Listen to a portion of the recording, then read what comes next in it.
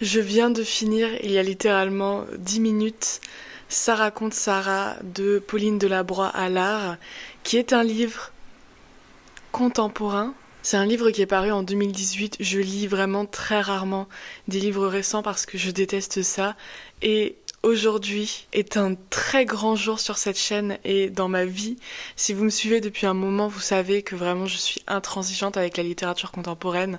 Et là, j'ai adoré. Évidemment que j'ai des critiques.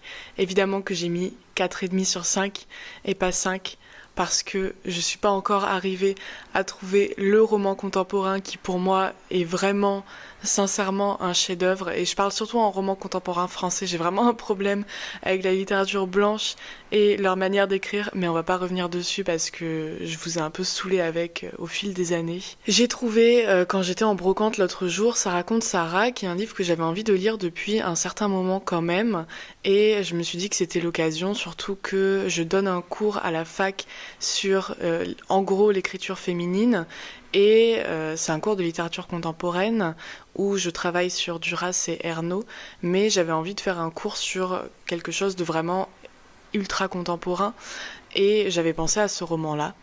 Donc je l'ai trouvé et je l'ai lu. Il est en 2 parties, je viens de dévorer la deuxième partie en 1 heure et demie et on va en parler parce que j'ai beaucoup de choses à dire et que voilà, enfin quand même, faut marquer le coup quoi. Quand j'aime un contemporain, j'ai envie d'en parler parce que mon but c'est pas non plus de cracher sur ce que font les auteurs aujourd'hui, c'est juste que vraiment d'habitude je déteste ça, mais j'ai beaucoup aimé et je vais vous expliquer pourquoi et je vais aussi vous dire ce que j'ai pas aimé parce que malheureusement on retrouve des traits qui sont très fréquents dans la littérature contemporaine et qui font partie de ce qui m'énerve dans les autres livres. Donc let's go. Pour vous donner un petit résumé avant de commencer, c'est un roman qui est foudroyant. Moi, je trouve que c'est l'adjectif qui lui correspond le mieux et qui raconte l'histoire d'amour entre 2 femmes. Donc c'est une femme qui vient de perdre son mari, il est pas mort mais il est parti quoi. Et une autre femme, et donc elles se rencontrent et elles sont entraînées en fait dans une passion vraiment, elles arrivent pas à se quitter, elles se suivent partout, elles sont vraiment collées l'une à l'autre. C'est une passion qui forcément les consume un peu. Et au milieu du livre, avant la rupture narrative, je veux dire, le personnage principal va apprendre quelque chose qui va signer une rupture réelle en fait de la relation. Et donc c'est un roman qui veut raconter la tempête de la passion et la tempête après la passion. Donc à quel point ça peut bouleverser en fait vous, donc la personne qui a ressenti, à quel point c'est bouleversant et révolutionnaire et ce que ça fait de vivre avec vous-même quand vous avez changé après la passion et comment est-ce que vous faites pour composer en fait avec une vie sans l'autre et comment est-ce que vous existez tout simplement sans la personne qui consumait littéralement tout votre quotidien et toute votre existence. Donc c'est un roman de l'obsession amoureuse, j'adore les romans obsessionnels donc ça m'a plu et je vais pouvoir commencer maintenant ma vidéo. La première fois que j'ai rencontré, entre guillemets, ce livre ou que j'en ai entendu parler, c'était en cours, j'étais en master. On a un prof qui nous avait parlé du prologue. Le livre commence par un prologue. On va en parler parce que comme vous voyez, voilà. Le livre commence par un prologue où en fait on a la narratrice qui est allongée à côté de cette femme et elle décrit en fait son corps en train de dormir et on comprend tout de suite que la femme qui est en train de dormir a une maladie, donc elle est chauve, elle a des piqûres, et donc on voit en fait ce corps qui est à moitié un corps aimé et en même temps un corps qui est voué à disparaître. Et en fait dans son cours, notre prof nous avait lu le début, la première partie, où en fait elle compare le sommeil de la femme qu'elle aime à un château de sable. Elle écrit « Il fait si chaud dans cette pièce, je voudrais bouger un peu, sentir l'air sur mon visage ». Mais son corps touche le mien, sa main est posée sur mon bras, et bouger risquerait de faire vaciller l'édifice que j'ai mis tant de temps à construire. Son sommeil est comme un château de sable, un mouvement et ça se casse la gueule.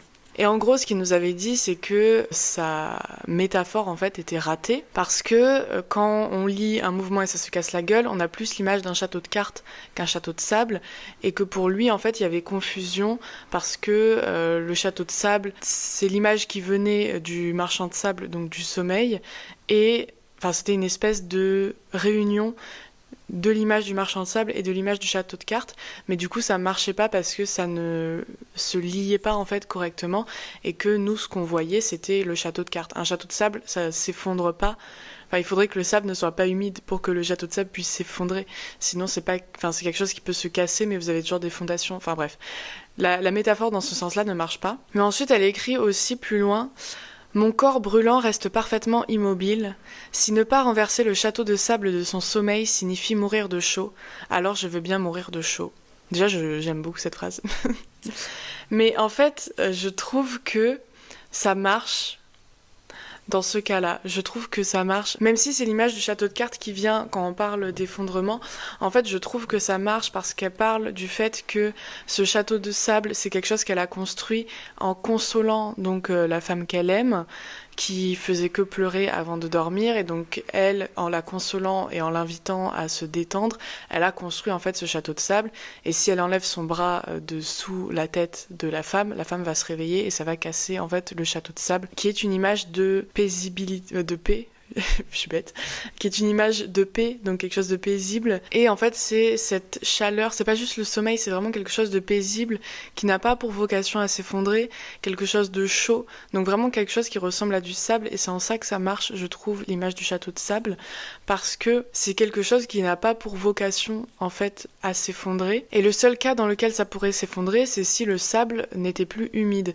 Et donc, en fait, c'est si on enlève, enfin, si les larmes ressortent en quelque sorte des yeux de la femme, donc si les larmes qui sont donc l'humidité, si elle réveille la femme se remet à pleurer, et si la femme se remet à pleurer, ça détruit le château de sable, parce qu'en fait le château de sable c'était l'union réussie du sable du sommeil et des larmes, et donc c'était mettre les deux ensemble et fonder quelque chose par-dessus et construire une paix qui en fait, dès que vous séparez les deux, dès que vous libérez soit le sommeil, soit les larmes, ça fout tout en l'air. Je trouve que ça marche encore plus quand on voit que, enfin quand on se rend compte que c'est un corps malade qui est décrit, parce que du coup on a aussi l'image des cendres qui est hyper importante, l'idée que peut-être, on sait pas, mais peut-être c'est un corps qui va mourir, et peut-être c'est un corps qui va littéralement redevenir poussière, tomber en cendres, et donc on a vraiment cette image, je trouve, qui marche bien, et qui marcherait pas du tout avec le château de cartes, parce que les cartes c'est quelque chose de beaucoup plus coupant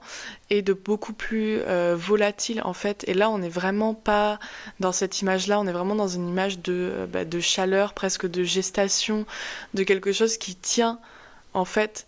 Et le problème, c'est pas que ça pourrait s'évacuer en un souffle, le problème c'est que ça pourrait vraiment s'écraser sur soi, comme vraiment, enfin imaginez du sable sec en fait, si vous avez un château de sable et que vous enlevez toute l'humidité, ça part vraiment en poussière, et je pense que c'est cette image-là qui fait tenir le texte ensemble, et c'est en ça que ça marche, je trouve. Ça marche d'autant plus pour moi que c'est un texte qui est écrit en vignettes. Vous avez des numéros et c'est des chapitres qui sont vraiment très courts. Et le fait que ce soit en vignettes, pour moi, c'est vraiment comme si chaque vignette était un peu un grain de sable. Et qu'en fait, dans la première partie, vous construisez vignette après vignette, donc grain après grain, le château de sable. Et c'est ce château qui, avec la deuxième partie, risque de s'effondre, et qui en fait ne s'effondre jamais vraiment. Et justement c'est ça le problème, c'est que ça s'effondre jamais, et que c'est un château de sable, et que ça reste, et que c'est chaud, et que il y a toujours des fondations qui restent, et il y a toujours, enfin, et quand vous vivez une passion, vous allez toujours avoir des relents de cette passion ancré dans votre corps et dans votre cerveau, parce que c'est pas quelque chose qui part du jour au lendemain, et c'est pas quelque chose qui est volatile comme un château de cartes en fait. Donc pour ces raisons, je trouve que l'image en fait marche très bien, et que j'ai été un peu induite en erreur par l'opinion qu'avait ce professeur, et sur le moment je m'étais dit qu'il avait raison et que c'est vrai ça marchait pas, mais en même temps je me souviens qu'il nous avait lu l'extrait, et que sur le moment je m'étais dit c'est pas C'est pas l'écriture contemporaine que j'aime pas, et ça m'avait donné envie de lire. Bref, du coup je l'ai lu, et voilà mon avis sur le prologue, et on va continuer de parler du prologue, parce que je trouve qu'il révèle beaucoup de choses sur le female gaze. Le female gaze, c'est une notion dont j'ai déjà parlé, c'est une notion d'Iris Bray au cinéma, et donc c'est cette idée que on peut mettre en scène un regard féminin au cinéma, de la même manière qu'on pourrait mettre un regard féminin en scène en littérature. Et là, je trouve qu'on a vraiment ça dans le prologue, dans la description en fait du corps de la femme qui est allongée à côté d'elle, parce que, évidemment, il y a toute cette question de je décris le corps d'une femme que j'aime et avec qui j'ai des relations sexuelles, et comment est-ce que je décris ça sans tomber dans le regard masculin qui sexualise en fait immédiatement le corps de la femme et qui en fait vraiment un objet en fait de désir. Et dans la 3e page du livre, on a la description du corps de la femme. Je tourne mon visage vers son corps figé, étendu sur le dos, parfaitement nu. Je détaille la finesse de ses chevilles, les os saillants de ses hanches, son ventre souple et le délié de ses bras, le rebondi de ses lèvres qui portent un sourire très léger. J'observe les meurtrissures de la maladie sur ce corps que j'aime tant, les petits points noirs du ventre piqué et piqué encore, la cicatrice près de l'aisselle, le trou sous la clavicule. Je regarde son visage tranquille, parfaitement tranquille, son menton fier, même dans le sommeil, ses joues veloutées, la ligne brusque et surprenante que forme son nez, ses paupières mauves enfin closes. Je regarde son crâne entièrement chauve. Dans la pénombre de 3 heures du matin, je la regarde dormir. Ce qui marche vraiment, je trouve, dans cette description-là du corps aimé, c'est qu'on a quelque chose qui ressemble un peu au dormeur du Val de Rimbaud. Ça veut dire que vous avez la description d'un corps qui dort et qui existe dans toute sa beauté et dans toute sa beauté paisible. Et en même temps, la sexualisation dans ce prologue-là est complètement interrompue par l'arrivée de la maladie, donc par les meurtrissures, par les cicatrices, et à la fin par le crâne chauve qui est l'épitome même de l'anti-féminité. Donc, le symbole de la féminité en littérature, c'est les cheveux. Il suffit de penser à la chevelure de Baudelaire. C'est vraiment les cheveux qui viennent représenter toute l'essence de la femme désirée. Et là, on est dans une description où on ressent en fait tout le désir et tout l'amour, et pourtant on n'est jamais dans une forme de sexualisation et on n'est jamais dans un regard masculin sur le corps, et je trouve que ça c'est quelque chose de vraiment très important en littérature et dans toutes les formes d'art évidemment et de représentation de la femme. On a vraiment quelque chose qui a pour vocation de montrer la sexualité féminine dans sa réalité et dans sa passion, et on a des scènes qui font référence à la sexualité dans le livre. Elle n'est pas du tout absente, mais elle est jamais montrée dans un regard masculin, dans quelque chose qui serait teinté de violence, et pourtant on est quand même face à une passion qui consume tout et qui est complètement presque violente, et pourtant on n'a jamais ce portrait de la sexualité traditionnelle et masculin et très guerrier, si vous voyez ce que je veux dire, très dans la conquête en fait du corps désiré, et ça je trouve que c'est vraiment très réussi. Et j'aime beaucoup ce prologue. Le prologue avec les pages de fin sont vraiment mes passages préférés du livre.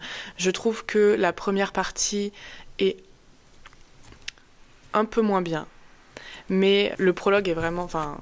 je trouve le prologue incroyable, personnellement, et je trouve la fin incroyable aussi, et ça on va en parler. Mais d'abord, je pense que je vais vous montrer un peu ce qui va pas, parce que... je ne suis jamais totalement satisfaite. Ce qui va aussi avec ce regard féminin, c'est qu'on a vraiment une volonté de montrer une relation lesbienne, mais qui soit pas une relation idéalisée, donc c'est pas de la romance, mais qui soit pas non plus une relation tragique. Et ça aussi, évidemment, c'est quelque chose d'hyper important. Le but, c'est pas de montrer une relation où tout va bien et tout se finit bien, parce que c'est pas toujours le cas. Et c'est pas vrai, et il faut pas se dire à chaque fois qu'on écrit une relation lesbienne qu'on va écrire un truc parfait parce qu'on a besoin de bonnes représentations, parce que ça voudrait rien dire de se forcer à écrire quelque chose de toujours absolument positif. Tout le monde n'a pas envie de lire de la romance, et les relations lesbiennes peuvent exister dans un autre genre que la romance, donc dans un autre genre que une représentation un peu idéale des relations amoureuses. Et en même temps, il y a cette difficulté à pas tomber dans l'écueil des représentations traditionnelles des relations entre femmes qui sont tout le temps des relations tragiques qui finissent mal parce que c'est impossible, parce que rien ne va, enfin bref, vous avez compris. Et donc, même si quand on parle de maladie et qu'il y a une rupture au milieu du livre, on se dit c'est encore un amour lesbien tragique et c'est encore un truc qui finit mal. Mais en fait, c'est vraiment jamais le sujet du livre de est-ce que ça finit mal ou est-ce que ça finit bien. Et le but du prologue, c'est aussi ça, c'est aussi d'inscrire l'histoire dans quelque chose qui dépasse un peu les deux personnages et qui de toute façon sera interrompu un jour par la mort, même si c'est pas la mort qui est causée par la maladie. Mais je veux dire, enfin voilà, c'est une histoire et un jour il y a quelqu'un qui va mourir. Ce qui est important, c'est vraiment en fait le portrait de la passion et c'est vraiment de montrer la passion telle qu'elle est, sans en faire quelque chose qui obligatoirement ne marche pas parce qu'il y a plein de manières pour cette histoire en fait de fonctionner entre ces deux personnages-là. Bref, c'est jamais vraiment le sujet du livre de ça finit bien ou ça finit mal.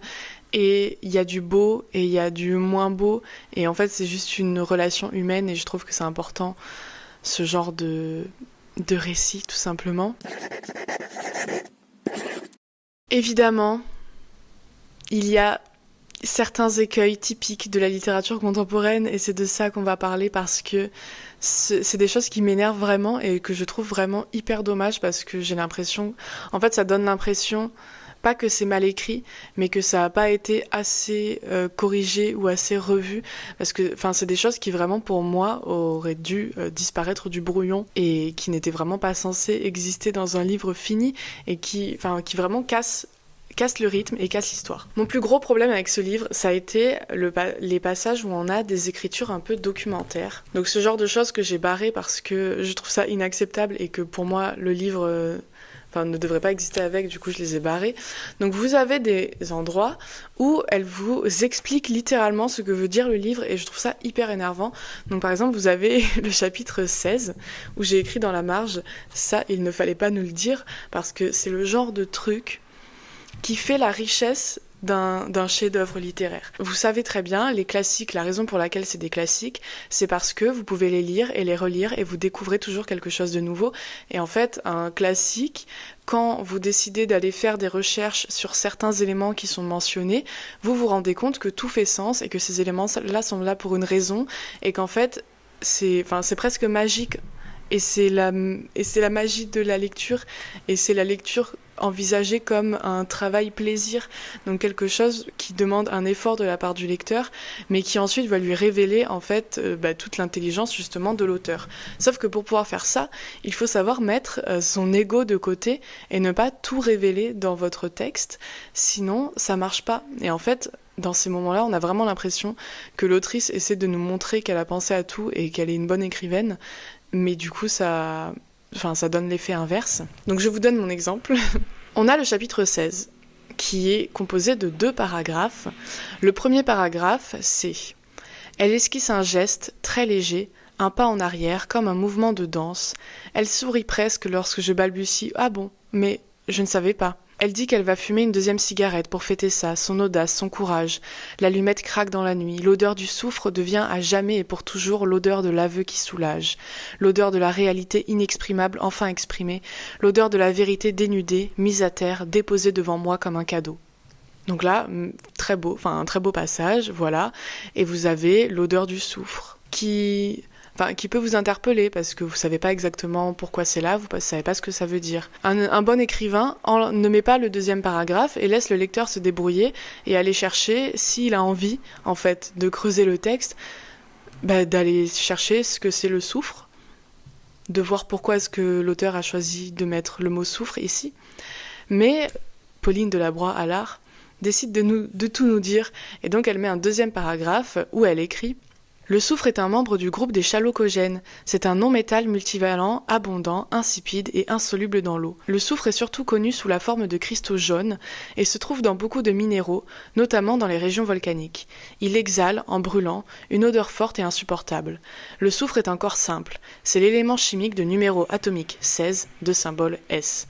Et donc là, vous comprenez que le soufre, son symbole c'est S, donc c'est Sarah, et son numéro atomique c'est 16, et c'est pour ça qu'on est dans le chapitre 16. Et je sais pas si vous vous rendez compte à quel point, C'est peut-être que mon avis, mais je pense vraiment que mon avis est bon, je suis désolée de vous le dire, mais pour moi c'est vraiment du suicide littéraire de faire ça. Je ne comprends pas à quel moment elle s'est dit que c'était une bonne idée de donner la clé de lecture de l'œuvre dans l'œuvre. Tout écrivain, toute personne qui a lu des livres sait qu'un chef-d'œuvre, c'est un livre qui ne donne pas ses clés, qui ne donne pas toutes ses clés. Tu donnes la clé, ça veut dire que tu donnes le mot souffre, et ensuite c'est au lecteur de choisir s'il va ouvrir la porte ou pas, et s'il va découvrir que tu es face à un chef-d'œuvre ou pas. Et ça, pour moi, c'est de l'ordre du brouillon. Et en fait, c'est quelque chose qui ne doit pas être dans ton livre final. Et quand tu écris un livre, oui, tu t'écris ça, parce que tu en as besoin, toi, pour mettre ton livre en place, mais ensuite tu l'enlèves, et ce n'est pas censé exister dans la version finale. Et franchement, voilà, je sais que j'ai plein d'opinions sur plein de choses, et parfois, peut-être que j'ai tort, mais là, je vous jure que j'ai raison. Et j'ai pas fait 58 années de littérature pour ne pas avoir raison sur ça, donc vraiment je vous le dis, ça vous ruine votre livre. Et en fait ça ne marche pas, ça désamorce complètement toute la magie de l'objet littéraire et toute la magie de la tempête qui est en train de se mettre en place, parce que ça vous ruine le rythme narratif qui est, à part ça, hyper bien mené. Vraiment. En fait, je trouve ça encore plus dommage, parce qu'encore, si c'était un mauvais livre, ok, mais c'est un livre qui est vraiment très réussi dans sa forme et dans son utilisation du rythme. Et oui, il y a des phrases courtes, ce que d'habitude je n'aime pas, mais ici, elles sont bien utilisées et elles sont pas dans tout le livre, elles sont dans les moments où il y en a besoin, même si parfois il y en a un petit peu trop, mais bon, bref. C'est tellement dommage d'avoir un récit qui est si bien géré dans son rythme, pour finalement venir nous mettre des paragraphes encyclopédiques qui desservent totalement l'ambition littéraire du texte. On a, dans le chapitre d'après, sur la page d'à côté, le chapitre 18, soufre, du latin sulfure, soufre, la foudre, le feu du ciel, soufre, première personne du singulier, je souffre, du latin suffero, supporter, prendre la charge de, endurer, en particulier être châtié par quelqu'un, être puni de quelque chose, subir une peine. Et là, encore une fois, non seulement ça désamorce le fait qu'on aurait pu faire le lien entre le souffre et le verbe souffrir, mais surtout, je suis désolée, on nous prend un petit peu pour des cons, parce que souffre, on l'entend que ça vient... on l'entend l'homonymie, on n'est pas non plus complètement dérangé. On se doute bien qu'il y a un lien avec le verbe souffrir.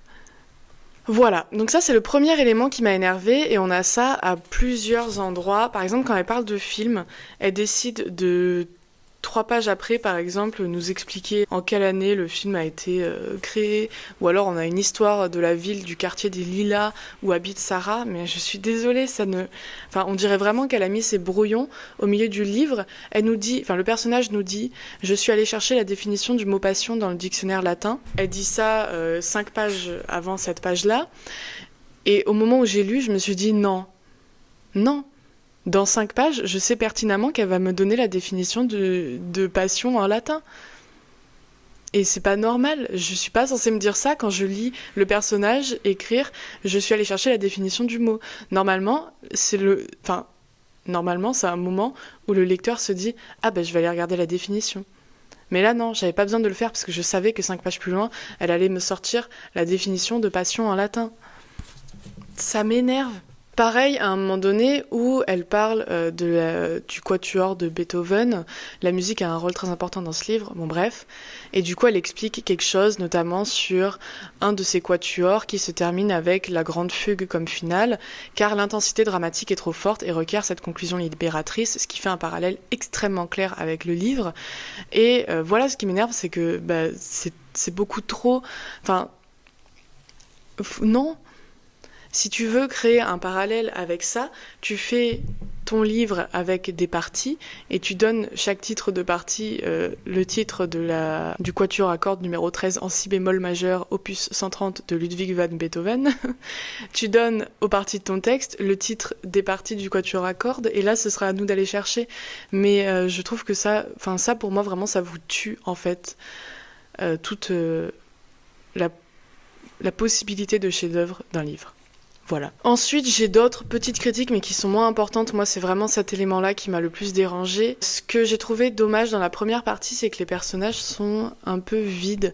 Parce qu'en fait, à force de vouloir faire le portrait de la passion, on dirait que l'écrivaine oublie un peu de montrer la passion.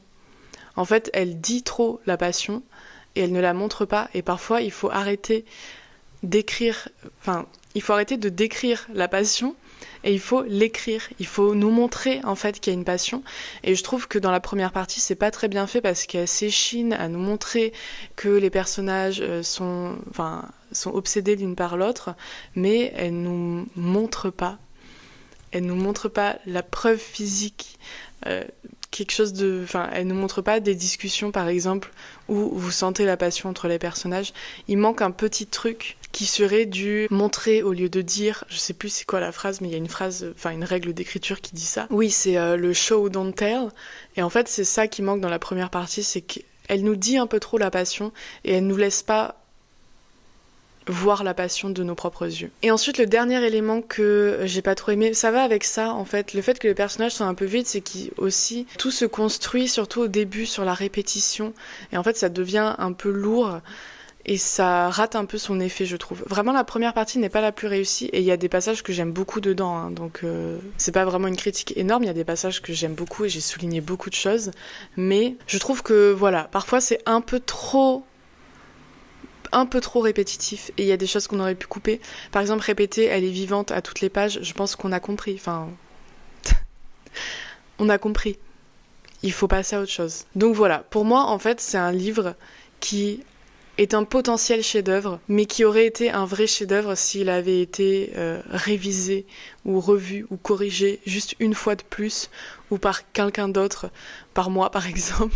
Il nous manque juste un petit quelque chose pour arriver à quelque chose de vraiment, réellement, sincèrement fulgurant. Et c'est dommage, mais ça reste un livre que j'ai quand même beaucoup aimé. Et bon, bah voilà, je l'ai pas trouvé parfait, tant pis. C'est des choses qui se corrigent en plus vraiment très facilement. Donc c'est un peu dommage que l'éditeur n'ait pas enlevé ça. Mais bref, voilà ce que je n'ai pas aimé dans Ça raconte Sarah.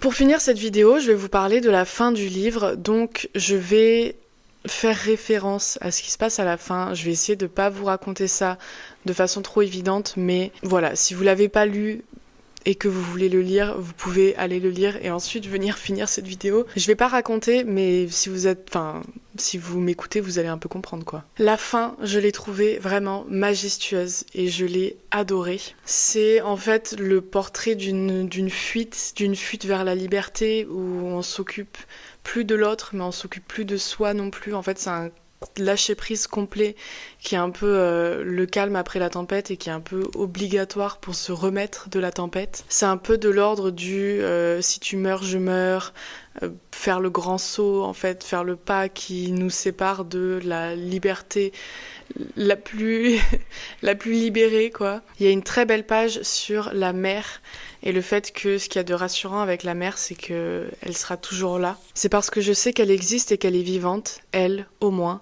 que j'arrive à me coucher tous les soirs. C'est parce que je sais qu'elle sera là quand j'ouvrirai la porte-fenêtre de la terrasse que j'arrive à sortir du lit chaque matin. C'est parce que je sais qu'elle sera toujours là, peu importe ce qui advient, peu importe ce qui se passe, que j'arrive à continuer à vivre. Cette journée-là, l'obsession grandit, j'y pense toute la journée. Je suis agitée sur mon petit banc bleu pâle, j'imagine comment ça sera, l'odeur de la mer, d'entrer dans la mer. Je me demande si je pourrais ne pas en ressortir. La mer est à la fois lisse et caressée par les ondes, la mer est rose comme une dorure, douce comme un murmure, la mer est comme la peau du lait dans la casserole qui déborde. Et en fait, ce qui est vraiment très réussi avec cette fin, c'est que l'écrivaine fait le choix de laisser une fin ouverte.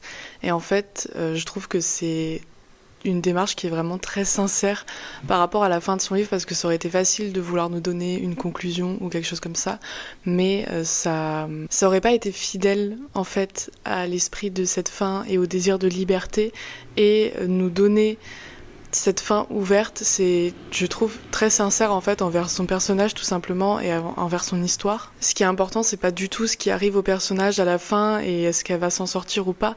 Ce qui est important, c'est de retranscrire ce sentiment que vous ressentez quand vous avez l'impression que ça va jamais se finir et que vous serez pour toujours dans cette même situation et que vous n'arrivez pas à vous imaginer en sortir, donc sortir de cette liberté pure où en même temps vous êtes incapable de vous occuper de vous-même et de qui que ce soit d'autre. C'est vraiment montrer pour le coup, au lieu de dire cette sensation où vous avez l'impression que ça n'en finira jamais, et montrer cet infini.